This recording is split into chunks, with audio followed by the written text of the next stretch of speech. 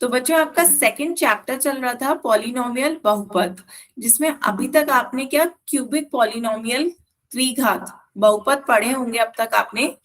त्रिघात बहुपद बच्चों क्या होता है, कोई मुझे बताएगा? ये मैम जिसमें 3 घातें जिनकी अधिकतम घात कितनी होती है? 3। होती हैं। ऐसे बहुपद जिनकी अधिकतम घात कितनी हो? 3 होती है, वो आपके त्रिघात बहुपद कहलाते हैं। ठीक है, तो एक क्वेश्चन पूछते हैं, आपको बताना है, बताएं इनमें से कौन सा एक त्रिघात बहुपद नहीं है। आपको वो ऑप्शन चुनना है जो कि इन चारों में से त्रिघात बहुपद नहीं है को प्रदर्शित कर रहा है। सभी बच्चे इसका आंसर ध्यान से देखें और फिर पोल में आंसर दें।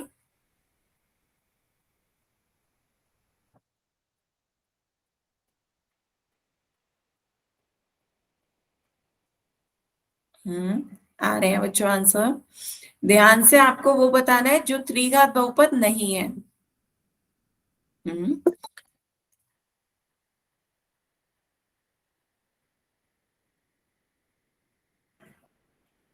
हम्म। सभी बच्चे इसका आंसर पोल में दें। अभी 3 बच्चे और रह गए हैं।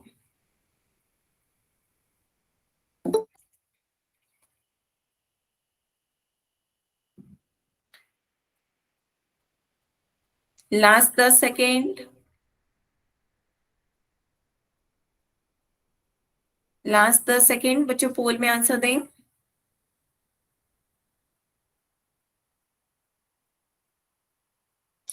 ठीक है, तो चलिए पोल एंड करते हैं, आगे चलते हैं बच्चों। बिल्कुल सही, अधिकतर बच्चों ने सही जवाब दिया। इसका ऑप्शन डी त्रिघात बहुपद नहीं है। क्यों नहीं है? क्योंकि देखिए त्रिघात बहुपद में मैंने आपको बताया था जिसकी अधिकतम घात बहुपद में 3 हो, तो वो आपका त्रिघात बहुपद होता है। यहाँ पे आपको y की अधिकतम घात 3 दिख रही है, तो ये आपका त्रिघात बहुपद है। ऐसी यहाँ पे आपको x चर की अधिकतम घात 3 दिख रही है, ये भी आपका त्रिघात बहुपद है। यहाँ पे आपका चर p है जिसकी अधिकतम घात 3 है, तो ये भी आपका त्रिघात बहुपद है। लेकिन यहाँ पे जो अधिकतम घात है वो z की पावर 2 की होल घात 3 है। तो आपने पढ़ा था एक संख्या की जब घात पे घात होती है तो घात की घात आपस में क्या कर लेते हैं, गुणा हो जाती है। तो यहाँ पे 2 की गुणा 3 से हो जाएगी, तो z की अधिकतम घात कितनी हो रही है? 6। तो जब z आपका जो चर है उसकी अधिकतम घात 6 है तो वो आपका त्रिघात बहुपद नहीं होगा। बताएं बच्चों, किसी को कोई डाउट यहाँ पर? तो ये आपका त्रिघात बहुपद नहीं है, इसलिए ऑप्शन डी आपका सही आंसर होगा। सभी को क्लियर है बच्चों? Yes ma'am. ठीक है, तो आगे चलते हैं बच्चों। एक बार देखते हैं समीकरण, अब देखते हैं समीकरण क्या होती है। तो समीकरण बच्चों, एक समीकरण दो व्यंजकों की समानता को दर्शाता है। तो जब हम समान कर रहे होते हैं किसी दो व्यंजकों को, हम समानता दिखाते हैं, तो वो हमारी क्या कहलाती है? समीकरण। तो हमेशा याद रखिए कि समीकरण में हम क्या कर रहे होते हैं, दो व्यंजकों को समान दिखा रहे होते हैं, तो हम एक इक्वल टू का साइन यूज कर रहे होते हैं।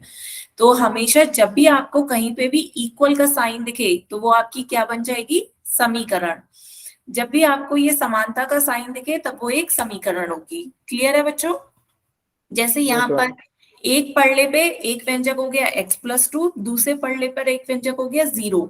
हमने क्या कर दिया, इन दोनों को बराबर समान दिखा दिया, तो ये आपकी एक क्या हो गई? इक्वेशन, समीकरण हो गई। तो जब भी आपको किसी व्यंजक में इक्वल का साइन दिखे तो वो आपकी समीकरण होगी। क्लियर है?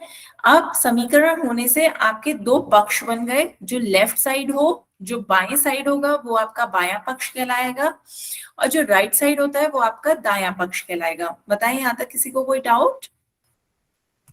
No ma'am. ठीक है, तो यहाँ पे ये आपके क्या आ गए, जैसे समझे, सबसे पहले सिर्फ आपका चर है तो ये आपका एक बीजीय व्यंजक होगा। एक चर और संख्या भी आ गई तो ये आपका बहुपद कहलाता है, पॉलिनोमियल। पॉलिनोमियल बहुपद में बच्चों क्या होता है कि चर की जो घात होती है वो पूर्ण संख्याएं होती है, तो यहाँ आपकी चर की जो घात है वो एक पूर्ण संख्या है, तो ये आपका क्या कहलाएगा? बहुपद।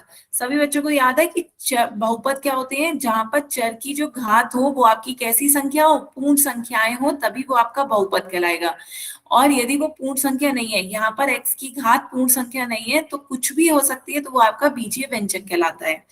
जब केवल पूर्ण संख्याएं हो तो वो आपका बहुपद होगा, और जब आपका इक्वल का साइन आ गया तो इसे हमने क्या कह दिया, समीकरण। तो सभी को अंतर समझ में आया कि हाँ। बहुपद सिर्फ वही व्यंजक बहुपद होते हैं जिसमें चर की घातें पूर्ण संख्याएं हों। चर की आपकी घात हमेशा पूर्ण संख्या ही होनी चाहिए बहुपद में, चाहे 0 हो, चाहे 1 हो, चाहे 2 हो, चाहे 3 हो। इस तरीके से ही आपकी चर की घातें होंगी, तभी वो आपका बहुपद होगा। और समीकरण कब होगा, जब वहां पे इक्वल का साइन दिखेगा, तब वो आपकी समीकरण हो जाएगी। किसी को कोई डाउट बच्चों? तो जब भी कभी आपसे कोई पूछे कि समीकरण को बताएं कौन सी समीकरण है, तो आप वो व्यंजक ढूंढें जहां आपको इक्वल का साइन दिख रहा है। जहां ये साइन दिखेगा वही वो आपकी समीकरण होगी। ठीक है, तो चलिए एक क्वेश्चन जल्दी से इसका आंसर सभी बच्चे पोल में देंगे। आपको सिर्फ हाँ या ना में इसका जवाब देना है, यस और नो में। 1 सेकेंड सभी बच्चे सोचें, तब तक मैं आपका पोल ऑन कर रही हूँ। तो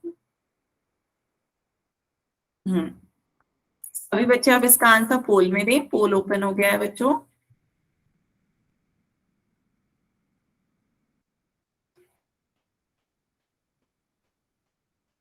हो गया मैम। गुड। आपको बताना है कि x+2 = 4 एक समीकरण है।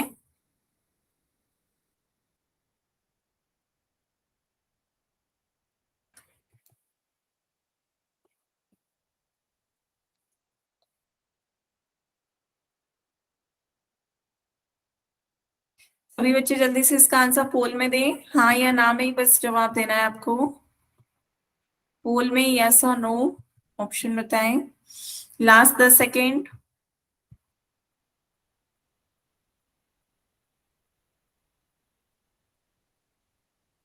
Last 10 second.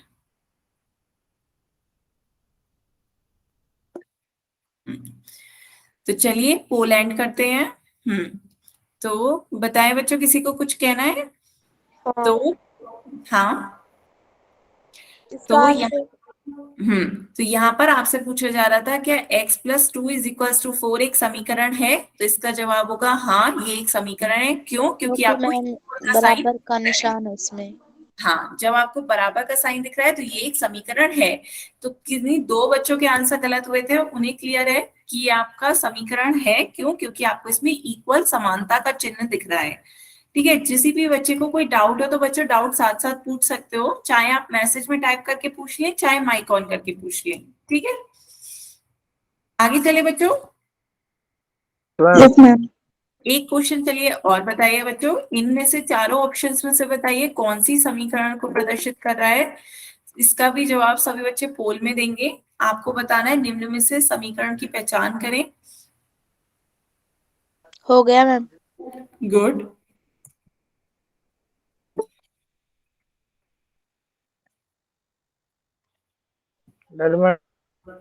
Good.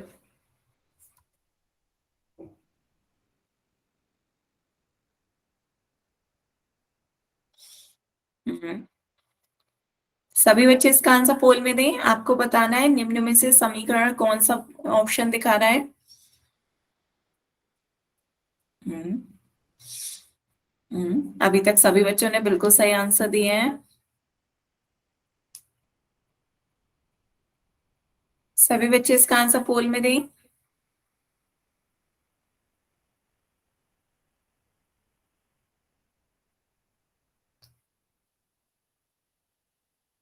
Last 10 second.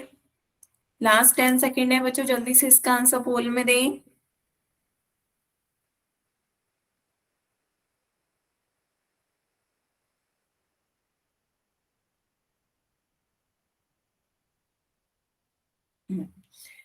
तो चलिए पोल एंड करते हैं। बिल्कुल सही, सभी बच्चों ने बिल्कुल सही आंसर दिए हैं। तो आपको पता है, सी आंसर। हाँ, सी है इसका आंसर सही। क्यों? क्योंकि आपको समीकरण बताना था, और आपको पता है कि समीकरण क्या होती है, जहां पर आपको समानता का चिन्ह दिखे। तो जहां पर आपको समानता का चिन्ह सिर्फ आपको इस ऑप्शन में दिख रहा है, यहाँ पे कहीं भी समानता का चिन्ह नहीं है, तो आपकी इक्वेशन हो गई ऑप्शन सी। ठीक है, तो सी ऑप्शन सही है। चलिए बच्चों एक क्वेश्चन और करते हैं। आपको इसमें भी समीकरण की पहचान करके बतानी है कि इसमें कौन सी आपकी समीकरण है, कौन सा ऑप्शन सही है। सभी बच्चे इसका आंसर पोल में दें।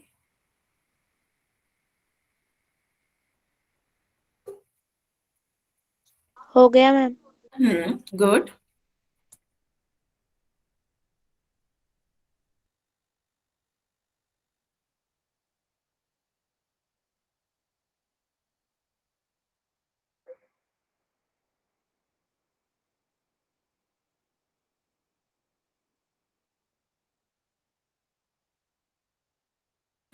आधे बच्चों के आंसर आ गए हैं। सभी बच्चे जल्दी से इसका आंसर पोल में दें। आपको बताना है निम्न में से समीकरण कौन सी है।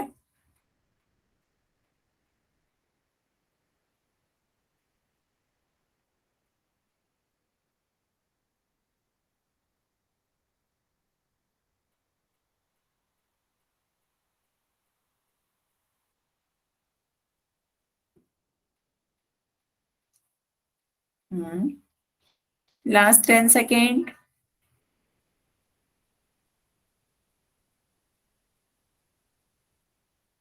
लास्ट 10 सेकेंड है बच्चों, जल्दी से इसका आंसर पोल में दें।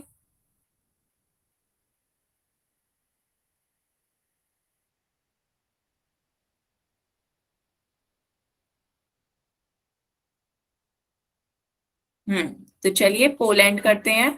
सभी बच्चों ने सही आंसर दिया, सिर्फ एक बच्चे का आंसर गलत था। बच्चे आपको समीकरण की पहचान करनी थी। समीकरण जहां समानता का निशान हो, तो इक्वल का साइन यहाँ नहीं है, यहाँ भी नहीं है। इक्वल का साइन सिर्फ यहाँ पर ये दिख रहा है हमें, इक्वल का साइन।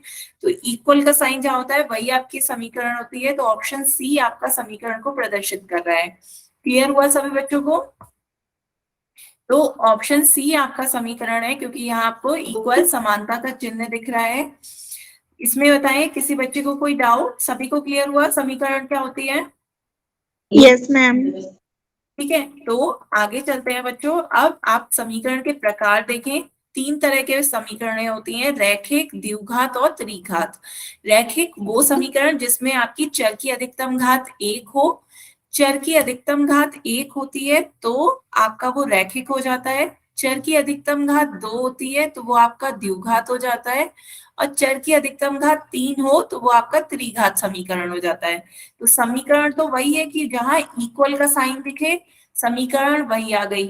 रैखिक समीकरण बस इतना हो जाएगा कि रैखिक का मतलब चर की अधिकतम घात 1 हो और इक्वल का साइन हो, तो वो आपकी रैखिक समीकरण हो जाएगी। द्विघात समीकरण जहां x चर की अधिकतम घात 2 हो और इक्वल का भी साइन हो, तो वो आपकी द्विघात समीकरण हो जाएगी। जहां त्रिघात समीकरण जहां चर की अधिकतम घात 3 हो और इक्वल का साइन भी दिखे, तो वो आपकी त्रिघात समीकरण हो गई। हाँ बच्चे बताएं, आप हैंड रेस कर रहे हैं, कुछ कहना चाह रहे हैं? संदीप के नाम से जिस बच्चे ने ज्वाइन किया, बेटा कुछ कहना है? चलिए नो मैम, वैसे ही है। ठीक है, क्लियर है बच्चों। तो आगे चलते हैं। अब देखेंगे linear equation in one variable. एक चर वाले रैखिक समीकरण हम किन्हें कहते हैं, ये समझने की कोशिश करते हैं। इसके लिए बच्चों पहले देखते हैं रैखिक समीकरण किसे कहते हैं। अभी मैंने आपको थोड़ा सा बताया ना, तो एक बार रैखिक समीकरण जानते हैं कि रैखिक समीकरण क्या होता है। तो हेडिंग डालें सभी बच्चे अपनी कॉपी में, साथ साथ लिखते चले। रैखिक समीकरण वो समीकरण होती है जिनमें चर की अधिकतम घात 1 हो। तो ऐसी समीकरण समीकरण जिनमें समानता का चिन्ह हो, ऐसी समीकरण जिनमें चर की अधिकतम घात 1 हो। तो आपका कोई भी चर हो, उसकी अधिकतम घात 1 हो और समीकरण के कारण उसमें इक्वल का साइन भी आ रहा हो, तो वो आपकी कैसी समीकरण हो जाएंगी बच्चों? रैखिक समीकरण हो जाएंगी। क्लियर है? बताएं। तो रैखिक समीकरण बच्चों क्या हुई? जिसमें चर की अधिकतम घात 1 हो और जो समीकरण क्या होती है, जहां इक्वल का साइन हो। तो यहाँ पे देखिए आपका चर x है, x की अधिकतम घात 1 है और इक्वल का साइन भी आ रहा है। यहाँ पे चर आपका y और z है, लेकिन दोनों की अधिकतम घात 1 है। तो यहाँ पे भी आपका इक्वल का भी साइन है, समीकरण भी हो गई और रैखिक भी हो गया। तो रैखिक का मतलब जहां पे आपकी चर की अधिकतम घात 1 हो और इक्वल का साइन भी आए, तो वो आपका क्या हो गई? समीकरण भी हो गई। और चूंकि चर की अधिकतम घात 1 है, तो वो आपकी रैखिक समीकरण हो गई। बताएं, क्लियर हुआ? Yes ma'am. अब यदि मैं आपसे पूछूं बच्चों, X square minus 2 is equals to X या 3x इज इक्वल्स टू, तो क्या ये रैखिक समीकरण होगी? No no ma'am. मैम, द्विघाती होएगा। ये द्विघात समीकरण हो गई, क्योंकि इसमें x की अधिकतम घात 2 है, तो ये रैखिक समीकरण नहीं होगी। ठीक है, अब आपको पढ़ना है एक चर वाले रैखिक समीकरण। तो अब हम देखते हैं एक चर वाले रैखिक समीकरण क्या होता है। एक चर वाले रैखिक समीकरण को हमने जब शब्दों को तोड़ा तो एक हो गया एक चर वाले, दूसरा शब्द हो गया रैखिक, और तीसरा शब्द हो गया समीकरण। यहाँ तक बात समझ में आई बच्चों? हमने तोड़ तोड़ के लिख दिया, एक चर वाले रैखिक और समीकरण। क्लियर है सभी को यहाँ तक? तो समीकरण बच्चों क्या होती है? जहां पर दो पक्ष और उनके बीच समता का चिन्ह हो, तो जहां पर इक्वल का साइन आ रहा हो वो आपकी समीकरण हो जाएगी। क्लियर है? रैखिक क्या होता है? जहां पर आपका चर की अधिकतम घात 1 हो, चर की अधिकतम घात 1 हो, वो आपका रैखिक हो जाता है। यहां तक बताया बच्चों? क्लियर है? और एक चर वाले, इसमें ही हेडिंग में ही है, एक चर वाले मतलब एक चर हो, चर कितने होने चाहिए? एक। और चर क्या होता है बच्चों? चर जिनका मान स्थिर नहीं होता, जिन्हें हम अक्षरों से रिप्रेजेंट करते हैं, जैसे कि आपका x है, ये अक्षर है आपका, ये आपका क्या हो गया? चर।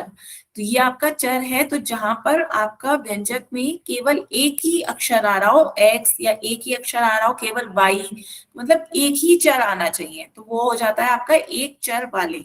बताएं तीनों बातें समझ में आई बच्चों? तो आपको एक चर वाले रैखिक समीकरण में क्या क्या देखना है कि आपका केवल एक चर आता हो x, उसकी अधिकतम घात 1 हो, और उसमें इक्वल का साइन आ रहा हो। तो बताएं बच्चों तीनों बातें समझ में आई? आपको क्या क्या देखना है? पहला, एक चर होना चाहिए, उसकी अधिकतम घात 1 होनी चाहिए, और उसमें इक्वल का साइन दिखना चाहिए। किसी को कोई डाउट हो तो बताओ, यहां तक क्लियर है?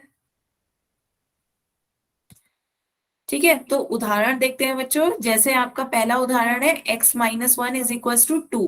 x-1 इज इक्वल टू 2 में बताओ कितने चर हैं बच्चों? मैम एक ही चर है, वो भी x। एक चर है आपका x, और x की अधिकतम घात कितनी है? एक। x एक। की अधिकतम घात भी 1 दे रखी है, और इक्वल का साइन भी है, समानता का चिन्ह है। तो यह Yes, तीनों प्रॉपर्टी बच्चों सेटिस्फाई हो रही है। एक चर है, चर की घात भी 1 है, और इक्वल का साइन भी है, तो ये आपका उदाहरण एक चर वाले रैखिक समीकरण का होगा। क्लियर है? मैम समता को ही समानता बोलते हैं। हाँ, इक्वल का साइन मतलब समता या समानता। ओके। ठीक है, तो इक्वल ही कह देते हैं, चलिए इक्वल का साइन होना चाहिए। दूसरा उदाहरण देखते हैं बच्चों। दूसरा उदाहरण है आपका 2y-3 is equal to y+7। तो इसमें बताएं कितने चर हैं? दो चर। दो। एक ही चर है, वो भी y। बच्चों एक ही चर है आपका y, अक्षर केवल एक है, उस अक्षर को हमने 2 बार लिखा है, लेकिन अक्षर आपका केवल एक ही है y के अलावा आपका कोई अक्षर है यहाँ पे? नहीं। तो आपका चर केवल एक ही है, लेकिन हमने उसे लिखा 2 बार है, 2y और y। तो हम लिख तो कितनी बार भी सकते हैं, लेकिन आपका अक्षर तो केवल एक ही है, तो आपका एक चर हो गया। अब चर की अधिकतम घात देखते हैं, तो यहाँ पर भी y की पावर कितनी है? 1। यहाँ पे भी y की पावर कितनी है? 1। तो चर की अधिकतम घात कितनी है? 1। बताएं बच्चों, क्लियर हो रहा है? Yes ma'am. चर की अधिकतम घात 1 है, और इक्वल का साइन भी दिख रहा है, तीनों प्रॉपर्टी सेटिस्फाई हो रही है, तो ये भी आपका क्या हो जाएगा? एक चर वाले रैखिक समीकरण का उदाहरण होगा। बताएं क्लियर हुआ बच्चों? Yes ma'am. ठीक है, आप इसके बाद आगे एक उदाहरण देखते हैं। नेक्स्ट उदाहरण मुझे बताइए, x² - 2 इज इक्वल टू 7। कितने चर है बच्चों इसमें? मैम एक। एक ही चर है दो आपका, मैम। लेकिन x की मैम घात द्विघाती है। मैम एक ही है ये। चर मैम एक ही है। हाँ और दो द्विघाती है। हाँ, चर एक ही है, लेकिन उसकी घात कितनी है? 2। उसकी अधिकतम घात 2 है, जिस कारण वो रैखिक नहीं होगा। और इन तीनों में से यदि कोई भी एक प्रॉपर्टी भी सेटिस्फाई नहीं हो रही है, तो वो आपका एक चर वाले रैखिक समीकरण नहीं होगा। तीनों प्रॉपर्टीज को सेटिस्फाई होना चाहिए, एक भी नहीं है तो ये आपका नहीं होगा। इसी तरह नेक्स्ट बताओ बच्चों, y+z इज इक्वल टू 5 में कितने चर हैं? दो चर हैं। 2 अक्षर आ रहे हैं आपके, एक y और एक z। तो ये आपकी प्रॉपर्टी एक चर वाले तो सेटिस्फाई हो ही नहीं रही है, क्योंकि इसमें कितने चर आने चाहिए थे? एक चर, और एक। आ कितने रहे? 2। तो ये आपका एक चर वाले रैखिक समीकरण नहीं होगा। बच्चे आप एक सेकेंड रुकिए। ठीक है। हम्म अब स्क्रीन सही से दिख रही है बच्चों? Yes ma'am. Yes ma'am. हम्म, ठीक है। तो ये आपका एक चर वाले रैखिक समीकरण का उदाहरण नहीं होगा। तो यहाँ से आपका क्या निकल के आया है, ये दोनों आपके उदाहरण थे और ये दोनों नहीं है। क्यों नहीं है? क्योंकि इसमें चर की अधिकतम घात 2 है, इस कारण ये रैखिक नहीं है। ये रैखिक नहीं होगा, इसलिए ये प्रॉपर्टी नहीं सेटिस्फाई हो रही थी। और यहाँ पे आपका एक चर नहीं है, दो चर है, पाई और जेड। तो दो चर वाले हो गए, इसलिए एक चर वाली प्रॉपर्टी सेटिस्फाई नहीं हो रही है। तीनों में से कोई भी एक प्रॉपर्टी सेटिस्फाई नहीं होगी, तो फिर आपका एक चर वाले रैखिक समीकरण का आंसर नहीं होगा। ठीक है, यहां तक बताएं सभी को क्लियर है कि एक चर होने चाहिए, चर की अधिकतम घात एक होनी चाहिए और इक्वल का साइन होना चाहिए, तभी वो आपके एक चर वाले रैखिक समीकरण का उदाहरण होगा। किसी को कोई डाउट हो तो बताएं अब। No ma'am. ठीक है, तो अब एक क्वेश्चन पोल में पूछे बच्चों, आपको बताना है निम्न में से एक चर वाले रैखिक समीकरण की पहचान करनी है। सभी बच्चे ध्यान से चारों ऑप्शन देखें और फिर इसका आंसर पोल में दें।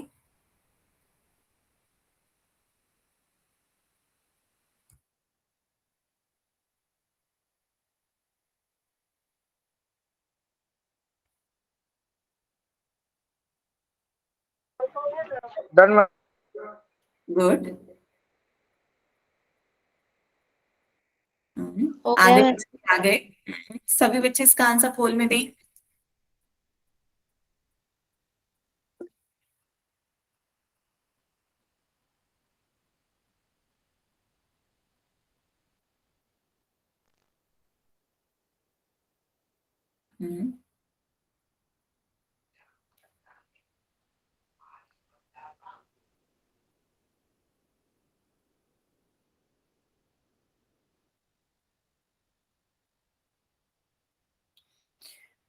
Last 10 second. ध्यान से तीनों प्रॉपर्टी देखें, एक चर वाले रैखिक समीकरण की पहचान करके बतानी है बच्चों।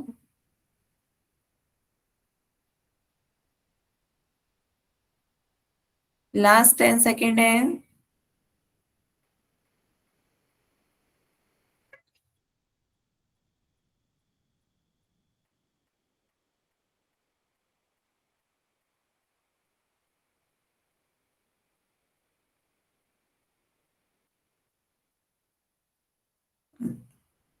ठीक है बच्चों, तो चलिए पोल एंड करते हैं, फिर इसका आंसर देखते हैं क्या होगा। हम बताएं मैम? बताएं। हम ऑप्शन नहीं होगा मैम, क्यों होगा?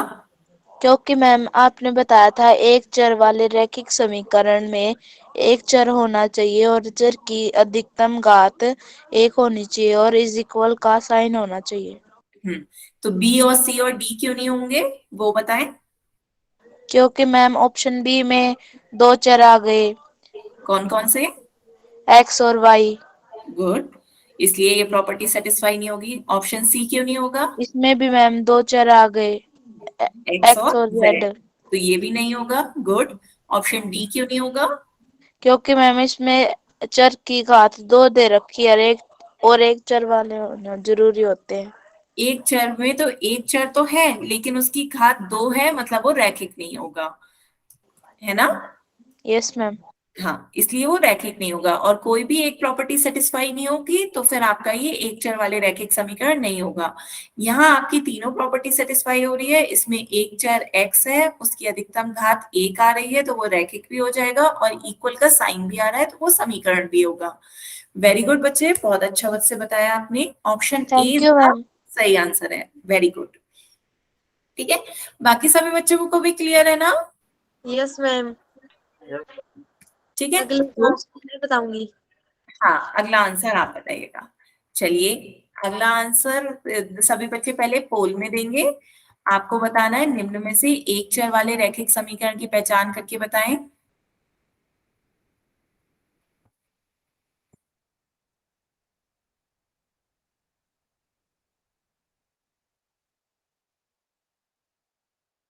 हो गया मैम।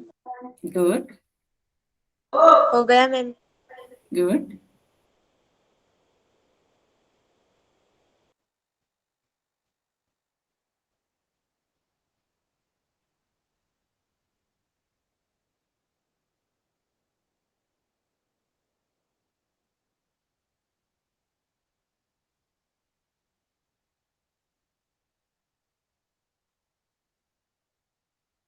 सभी बच्चे इसका आंसर पोल में दें। डन 10 बच्चों के आंसर आ गए हैं, कोई 2 बच्चे और रह गए हैं, जल्दी से इसका आंसर पोल में दें।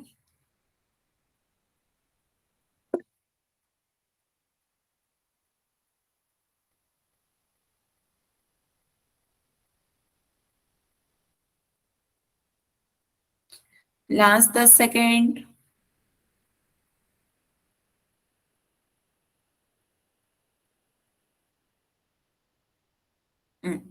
चलिए फिर पोल एंड करते हैं इसका आंसर, चलिए देखते आंसर हैं। सही हम्म हाँ, अब आप बताएं आपका नाम क्या है। पवन सोनी के नाम से जिस बच्चे ने ज्वाइन किया है। अंजू। ठीक है, अब आप बताएं कौन सा आंसर सही होगा और बाकी आंसर क्यों नहीं सही होंगे। पहला ऑप्शन क्यों नहीं सही होगा।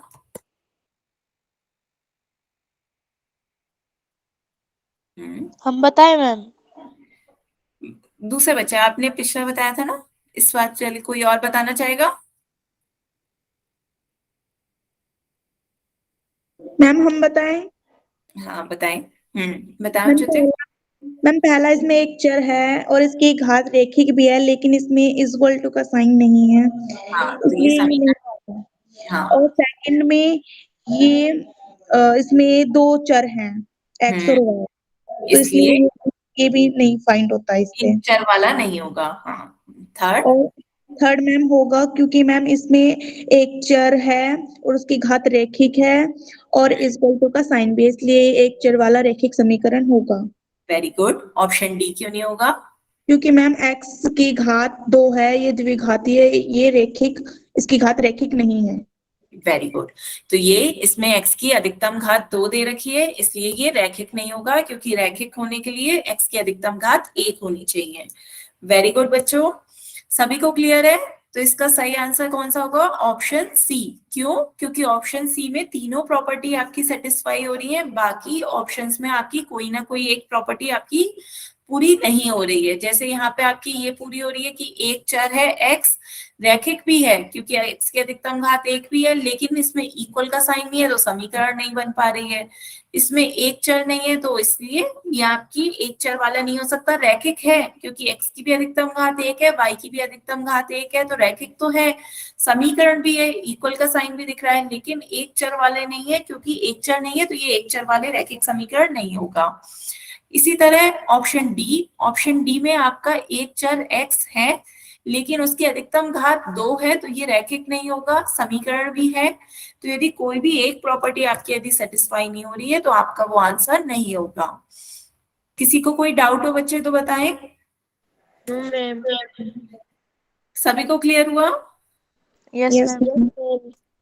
ठीक है, तो चलिए एक क्वेश्चन और करते हैं बच्चों। एक क्वेश्चन फिर से एक बार बताएं, कौन सा इनमें से एक चर वाले रैखिक समीकरण को प्रदर्शित कर रहा है।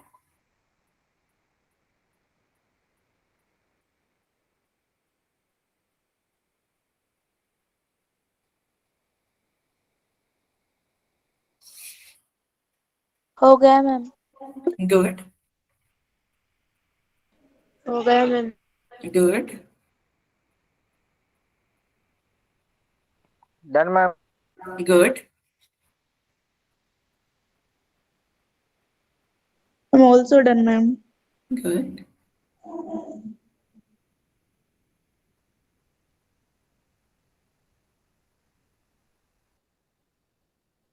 D ma'am. बच्चे आंसर कोई माइक पे नहीं बोलेगा, जब मैं बाद में पोल एंड कर दूंगी उसके बाद सब बताएंगे। आंसर पहले माइक पे कोई नहीं बोला करेगा।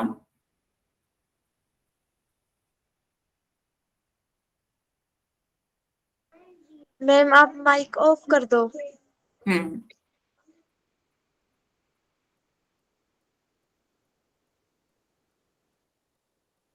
सभी बच्चे इसका आंसर पोल में दें।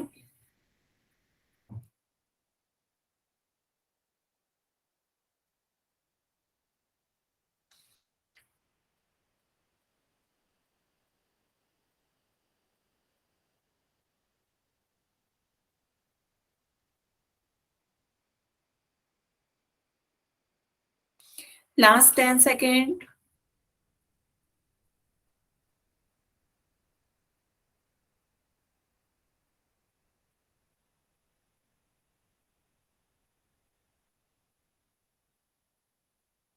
लास्ट 10 सेकेंड है बच्चों, जल्दी से इसका आंसर पोल में दें।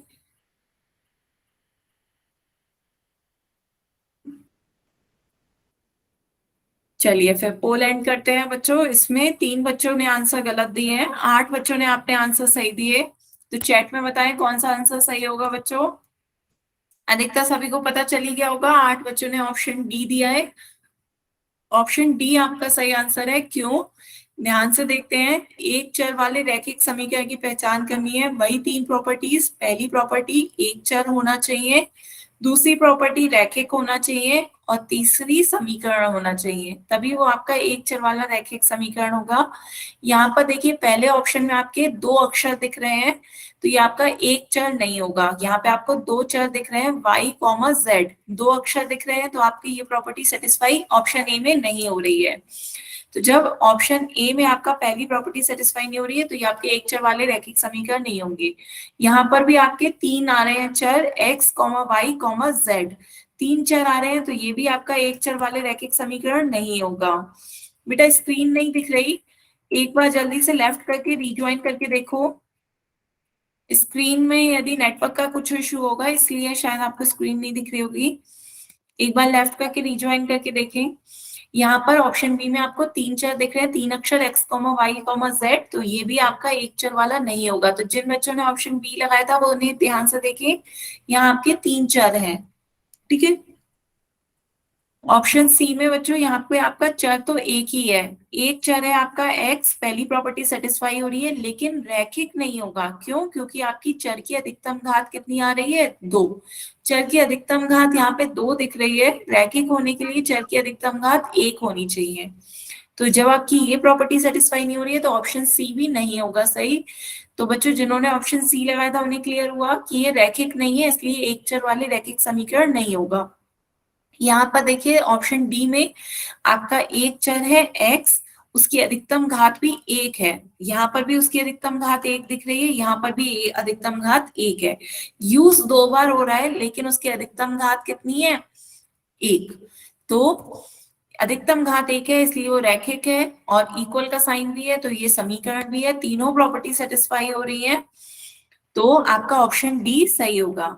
बच्चे 2 बार करके देख लिया और स्क्रीन नहीं दिख रही है, तो एक बार आप अपने व्हाट्सएप ग्रुप में जो सर हो उनसे कह के देखिए, जिस व्हाट्सएप ग्रुप में हो तो आप उनसे कह के देखिए एक बार। अब दिख रही है स्क्रीन बच्चे?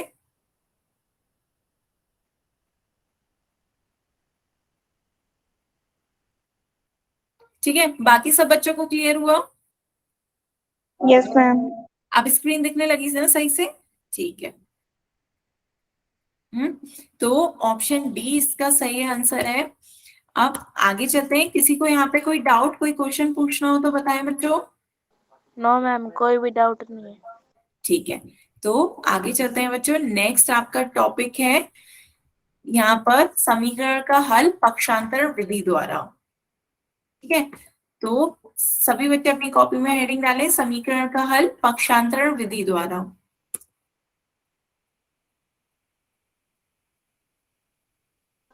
डाल लिया मैम। तो क्या होती है विधि? तो पहले देखिए समीकरण का हल का मतलब क्या होता है। कोई बच्चा मुझे बताएगा समीकरण का हल क्या होता है? उसे सॉल्व करना। हाँ, समीकरण को सॉल्व करना। तो सॉल्व करके हमें निकालना क्या है, जो सॉल्व करके हमें जो उसमें उपस्थित चर है, चर का मान। हाँ, तो जो भी उपस्थित हमारा अक्षर है, चर है, उस इक्वेशन में जो भी अक्षर या चर है उसका मान ज्ञात करना समीकरण का हल निकालना होता है। बात सभी को समझ में आई? जब भी कोई आपसे कहे कि इस समीकरण को हल करो, तो इसका मतलब जो समीकरण में आपका जो अक्षर है या चर है उसका मान निकालने को आपसे कहा जा रहा है।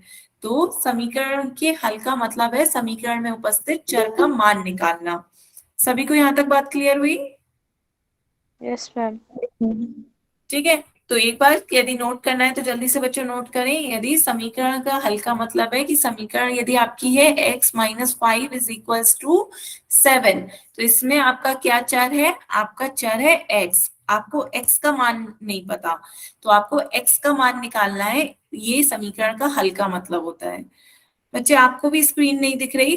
अंजुन के नाम से इस बच्चे ने ज्वाइन किया है, अंजुन? एक बार लेफ्ट करके रिज्वाइन कर लिया करो यदि स्क्रीन कभी आपके में, ऐसे में नेटवर्क प्रॉब्लम से यह सब हो सकता है। ठीक है, तो आपको समीकरण का हल का मतलब है समीकरण में उपस्थित चर का मान निकालना। आगे चलते हैं बच्चों, नेक्स्ट है समीकरण का हल, मतलब होता है समीकरण को संतुष्ट करना। जो भी समीकरण का हल होता है वो बच्चों हमेशा समीकरण को क्या करता है, संतुष्ट करता है। इसका मतलब सभी बच्चे ध्यान से समझें, जो भी उसका हल होगा समीकरण का, जो भी आप चर का मान निकालेंगे वो हमेशा उस इक्वेशन को, समीकरण को क्या कर रहा होगा, सेटिस्फाई कर रहा होगा। तो संतुष्ट करने का मतलब है कि जो बायां पक्ष होगा वो उसका मान उस हल को रखने पर दाएं पक्ष के बराबर आ जाएगा। ठीक है, जैसे आपका जो समीकरण का हल है, मानो x का मान कुछ आपका हल आया होगा, उसका मान आप उस इक्वेशन में रखोगे, उस समीकरण में रखोगे, तो समीकरण में जो बायां पक्ष आएगा और जो दायां पक्ष आएगा उन दोनों का मान बराबर आना चाहिए, तभी वो समीकरण का हल होगा। एक क्वेश्चन करके देखते हैं। जैसे बच्चों आपका है 2x minus 3 is equals to 5, तो इस इक्वेशन में यदि आपसे कहा जाए x बराबर 4 इसका हल है, इस समीकरण का हल है, तो हमें चेक करना है क्या इसका हल है या नहीं। 2x minus 3 is equals to 5 इस समीकरण का हमें चेक करना है कि x बराबर 4 इस समीकरण का हल है या नहीं। तो सभी बच्चे मुझे चेक करके बताएंगे क्या Yes, ये ma'am.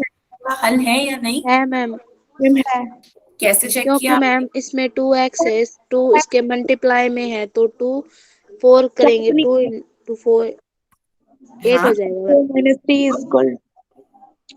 3 = 5। यस।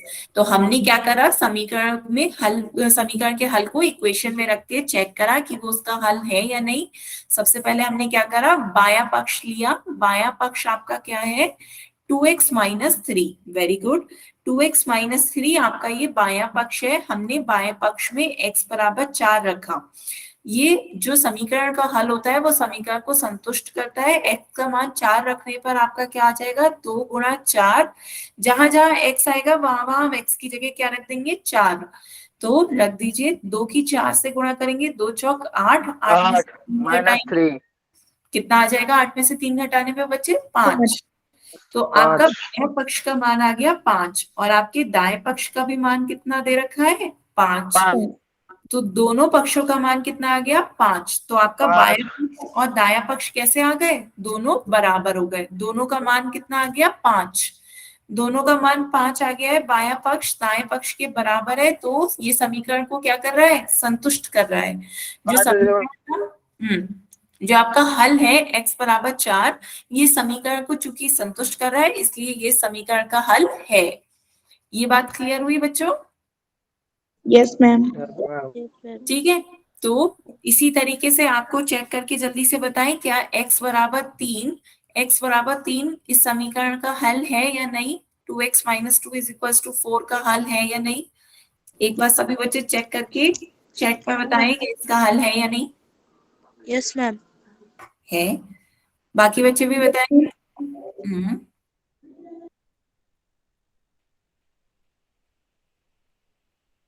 है, और सभी बच्चे बताएं, चेक करें सभी अपनी कॉपी में, क्या x बराबर 3 इस समीकरण को संतुष्ट कर रहा है।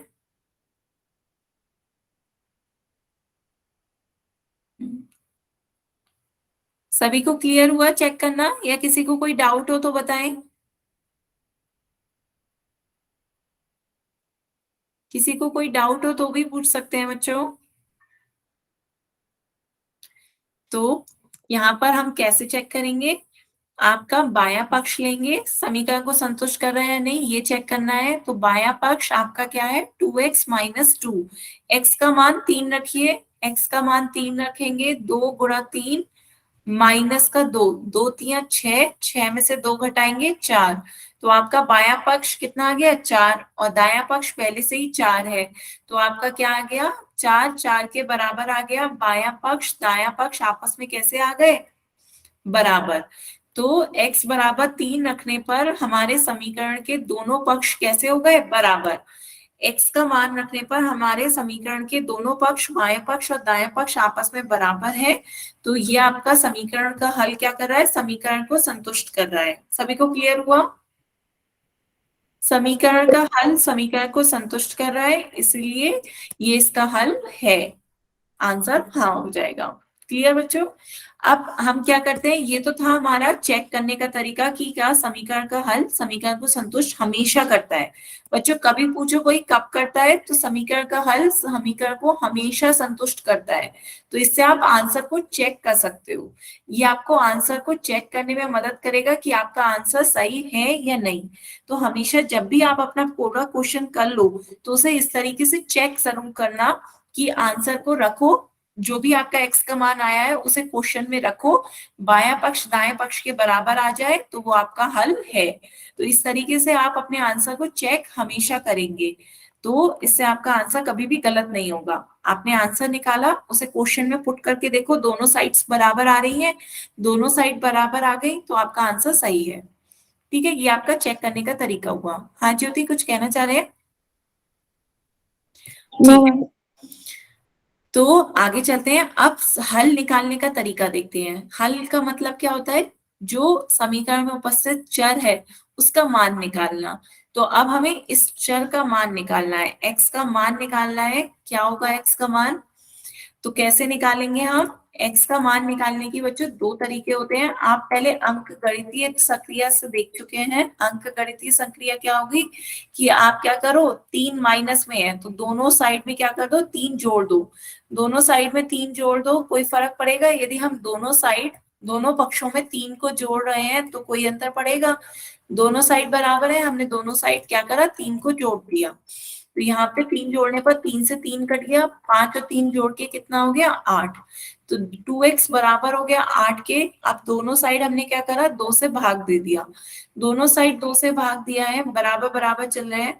दो से भाग देने पर दो से दो कट गया, एक आ गया। दो से दो को भाग देंगे, दो एकम दो, दो चौक आठ। तो x का मान कितना आ गया, 4। ये तो आपका था बच्चों अंक गणितीय विधि से। अब लेकिन हम कौन सी विधि पढ़ रहे हैं, पक्षांतरण विधि। तो पक्षांतरण विधि क्या कहती है, अब एक बार ये देखते हैं। तो आपका नाम से ही समझ में आ रहा होगा। अब एक बार नाम को ध्यान से देखिए, पक्ष आंतरण। तो यहाँ पे आपका क्या है, पक्ष और आंतरण। तो हमें क्या करना है, पक्ष को बदलना है। पक्षांतरण विधि कहती है कि पक्ष को बदलिए। तो हमें पक्ष को बदलना होता है। क्यों बदलेंगे हम पक्ष को, ताकि समान पदों को एक ही साइड में ला सके। जो समान पद है, समान पद को हमें एक ही पक्ष में ले जाना है। बात समझ में आ रही है सभी बच्चों को कि हमें क्या करना है, हमें समान पदों को एक ही पक्ष में ले जाना है। यहां तक बताएं, किसी के बच्चे को कोई डाउट? तो पक्षांतरण विधि क्या होती है बच्चों, पक्ष का अंतरण करना है, मतलब साइड चेंज करनी है। किसकी साइड चेंज करनी है, समान पदों की। समान पद क्या होते हैं, जैसे लाइक टर्म्स आपने पढ़े होंगे, समान पद जिनमें चर समान आ रहे हो, जैसे 2x और 5x ये आपके समान पद हो गए। 3 और 5 ये आपकी संख्याएं हो गई, दोनों समान पद हो गए। 3y और 7y दोनों में y y आ रहा है, तो ये आपके समान पद हो गए। समान पद जिसमें हम जोड़ और घटा सकें, जिन्हें हम जोड़ और घटा सकें वो आपके समान पद हो जाते हैं। तो हमें समान पदों को एक ही साइड में ले जाना है। तो एक ही साइड में ले जाने के लिए हम इसे क्या कहते हैं, पक्षांतरण विधि, ट्रांसपोज मेथड कहते हैं। तो ये आपकी पक्षांतरण विधि हो गई। यहाँ पे 3 और 5 दोनों कैसे आपके पद हो गए, समान पद। दोनों समान पद है, हम इन्हें जोड़ घटा सकते हैं, तो हम क्या करेंगे, इन्हें एक ही साइड में ले जाएंगे। एक ही साइड में ले जाएंगे, वेरी गुड, बिल्कुल सही कहा आपने। हम अब इसकी 3 की क्या कर देंगे, साइड चेंज कर देंगे। तो समान पदों को एक ही पक्ष में ले जाना है, हमें एक ही पक्ष में लाना है। समान पदों को एक ही पक्ष में लाना है। इसके लिए हम क्या कर रहे हैं, 3 को इस साइड ले जा रहे हैं, 3 की साइड चेंज कर रहे हैं। तो बच्चों साइड चेंज करने में क्या होता है, चिन्ह बदल जाते हैं। ध्यान दीजिएगा, पक्ष चेंज करते हैं तो चिन्ह क्या हो जाते हैं, बदल जाते हैं। जो यहाँ पे माइनस का चिन्ह है, इसकी हम साइड चेंज करेंगे तो इक्वल के दूसरी तरफ ये किसमें बदल जाएगा, प्लस में। बात समझ में आई? साइड चेंज करने में बच्चों चिन्ह बदल जाते हैं, माइनस से दूसरी साइड आएगा तो वो प्लस का हो जाएगा। तो ये आपका यहाँ पर -3 था, दूसरी तरफ ले जाएंगे तो ये किस में बदल जाएगा, +3 में। सभी को बच्चों को क्लियर हुआ है? ठीक है, तो ये आपका क्या आ गया, +3 हो गया। 5 में 3 जोड़ देंगे, कितना आ जाएगा, 8। यहाँ तक बताएं बच्चों, किसी को कोई डाउट? No ma'am. ठीक है, तो अब फिर से बच्चों यहाँ पे हमें तो चर का मान ज्ञात करना है। हमें क्या मान ज्ञात करना है? चर x का मान ज्ञात करना है। लेकिन यहाँ पे हमें क्या हो रहा है? दो की गुणा हो रही है, तो दो को भी हमें यहाँ से हटाना है। तो अब हम कैसे हटाएंगे? दो को हटाने के लिए दो का भी हम क्या करें? दूसरी साइड ले जाते हैं। दो को भी हमें यहाँ तो चाहिए नहीं, हमें तो सिर्फ x चाहिए लेफ्ट साइड में। हमें बाएं पक्ष में सिर्फ x का मान निकालना है, तो हमें यहाँ पे सिर्फ x चाहिए। तो दो को भी राइट साइड में ले जाएंगे तो क्या करेंगे? यदि बच्चों हमें दो का पक्ष बदलना है तो पक्ष बदलने में चिन्ह बदल जाएगा। यहाँ पे दो की क्या हो रही है? गुणा हो रही है। तो जब हम इक्वल के दूसरी साइड दो को लेके जाएंगे तो वो गुणा का चिन्ह जो है वो भाग में बदल जाता है। तो यहाँ पे दो गुणा हो रही है, तो वहां पर हम क्या कर देंगे? दो से भाग दे देंगे। बताएं बच्चों, क्लियर हो रहा है? दो से क्या दे देंगे? भाग। Yes. बिल्कुल सही। सभी को बच्चों क्लियर हुआ? गुणा का चिन्ह भाग में बदल जाता है, तो यहाँ पे आपका वो भाग में चला गया। 8 को 2 से भाग देंगे, कितना आ जाएगा? 4। तो यहाँ पे जब आप पक्ष को बदल रहे हैं तो पक्षांतरण में बच्चों आपके क्या हो रहे हैं? चिन्ह निम्न रूप से बदल जाते हैं। चिन्ह आपके माइनस प्लस में बदल जाता है। इक्वल के दूसरी तरफ जब आप लेके जा रहे हो, पक्ष बदल रहे हो, माइनस प्लस में बदल जाता है, प्लस माइनस में। चाहे आप लेफ्ट से राइट साइड लेके जाओ या राइट से लेफ्ट साइड लेके जाओ, चिन्ह आपके इसी तरीके से बदलेंगे। माइनस प्लस में, प्लस माइनस में, गुणा भाग में और भाग गुणा में। बात समझ में आई बच्चों? Yes minus ma'am. प्लस आपस में बदलेंगे, गुणा भाग आपस में बदलेगी। किसी को कोई डाउट हो तो बताएं। सभी को मैम क्लियर है? हाँ 2x इज इक्वल टू 8 है ना? हाँ। चाहे मैम इसको 2 into 4 करेंगे तब भी 8 आएगा। हम्म तो 2 into 4 तो वो आप रखेंगे ना, तो x का मान आप आंसर रखेंगे, तभी तो आपका आया। 2 की 4 से गुणा कर रहे हैं तभी आपको 8 मिल रहा है। इसका मतलब क्या है? कंपेयर कर लो, दोनों की तुलना करोगे तभी आगे आपका x का मान कितना आ गया? 4, है ना? Yes ma'am. ठीक है, क्लियर हुआ बच्चे आपका डाउट? Yes ma'am. हाँ, तो x का मान कितना आ गया? 4। तभी तो आपने क्या कर ली? तुलना कर ली। 2 की 4 से गुणा करेंगे 8, तो x का मान कितना आ गया? 4। एक क्वेश्चन फिर मैं पोल में पूछूं बच्चों? Yes ma'am. Yes, ma'am. चलिए, एक क्वेश्चन सभी बच्चे इसका आंसर पोल में दें। आपको इस समीकरण का हल बताना है। y+2 = 6 है, तो इसमें y का मान बताएं क्या होगा। सभी बच्चे इसका आंसर पोल में देंगे। मैं पोल ओपन कर रही हूँ, पर सभी बच्चे पहले सॉल्व करें और उसके बाद उसे चेक भी करें। आंसर को चेक करें। समीकरण का हल क्या करता है? समीकरण को हमेशा संतुष्ट करता है। तो इस तरीके से आप उसे चेक करके भी देखें, फिर उसके बाद इसका आंसर पोल में दें। मैम कर लिया। गुड। बच्चे करा कैसे? अभी तो पोल ओपन ही नहीं हुआ है, आप करें पोल में आंसर। मैं पोल ओपन करना तो भूल ही गई थी। आ गया बच्चे? फिर से एक बार जिनका नहीं हुआ है वो एक बार फिर से करें आंसर। मैम नोटबुक में कर लिया था। हो गया मैम। पोल में आंसर देना आता है आपको? मैम दे दिया। ठीक है।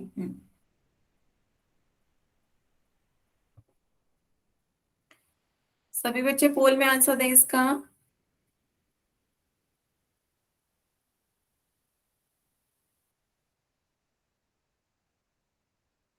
आधे बच्चों के आंसर आ गए हैं।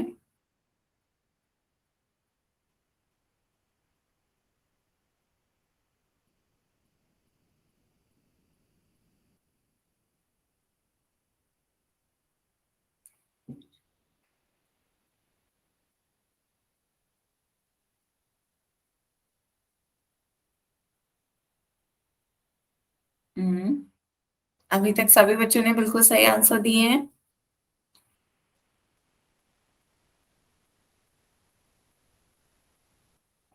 बाकी बच्चे भी जल्दी से इसका आंसर पोल में दें।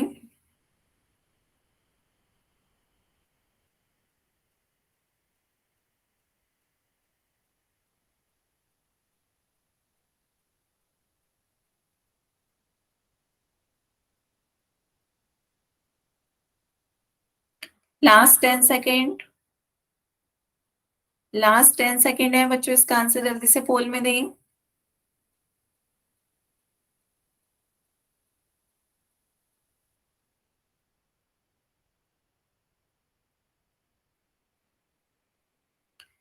चलिए फिर पोल एंड करते हैं बच्चों। आंसर देखते हैं इसका सही आंसर क्या होगा। आप सभी ने बिल्कुल सही आंसर दिए। इसका आंसर होगा ऑप्शन सी। ऑप्शन सी इसका सही आंसर है। तो एक बार देखते हैं कैसे आपका 2 और 6 कैसे टर्म्स हैं, समान पद हैं, दोनों को एक साइड में ले जाने की कोशिश करेंगे। तो जब हम यहाँ पे प्लस का 2 को दूसरी साइड ले जाएंगे तो प्लस जो है इक्वल के दूसरी तरफ किस में चेंज हो जाता है, माइनस में। माइनस में। तो जब +2 है दूसरी तरफ जाएगा माइनस का 2 हो जाएगा। 6 में से 2 घटाएंगे बच्चों कितना आएगा, 4। 4। तो आपका आंसर क्या हो गया, ऑप्शन सी y = 4 इसका सही आंसर हो गया। पर बच्चों ये तो आपका आंसर हो गया समीकरण का हल। अब इसके बाद सभी बच्चे उसे चेक करना साथ साथ सीखें कि आंसर को चेक भी करा करें। चेक करने का मतलब क्या होता है कि समीकरण का जो हल है वो समीकरण को संतुष्ट कर रहा है या नहीं कर रहा है। दोनों पक्षों में मान रखा कर सॉल्व करा करें। बायां पक्ष देखें y + 2, y की जगह पे 4 रखें, y की जगह पे 4 रखेंगे, 4 + 2 कितना हो जाएगा, 6। बायां पक्ष 6 हो गया, दायां पक्ष भी 6 हो गया। दोनों साइड में आपका हमने मान रखा, y का मान 4 रखा, दोनों साइड बराबर आ गई, दोनों साइड बराबर हो गई, इसलिए समीकरण का हल आपका समीकरण को संतुष्ट कर रहा है। तो आपको खुद ही को पता चल गया कि आपका आंसर सही है। सभी बच्चों को क्लियर हुआ। इस तरीके से चेक जरूर करा करें कि आपका आंसर सही है या नहीं है। तो आप खुद से चेक करिए कि आपका जो समीकरण का हल होगा वो समीकरण को क्या कर रहा होगा, संतुष्ट कर रहा होगा, लेफ्ट साइड राइट साइड के बराबर हो जाएगी। ठीक है बच्चों, ठीक है। आप बताएं किसी को कोई डाउट हो तो आप अपने डाउट पूछ सकते हो बच्चों। इससे आगे का हम नेक्स्ट क्लास में पढ़ेंगे। तो अब बच्चों किसी को भी आप अपने डाउट हो तो आप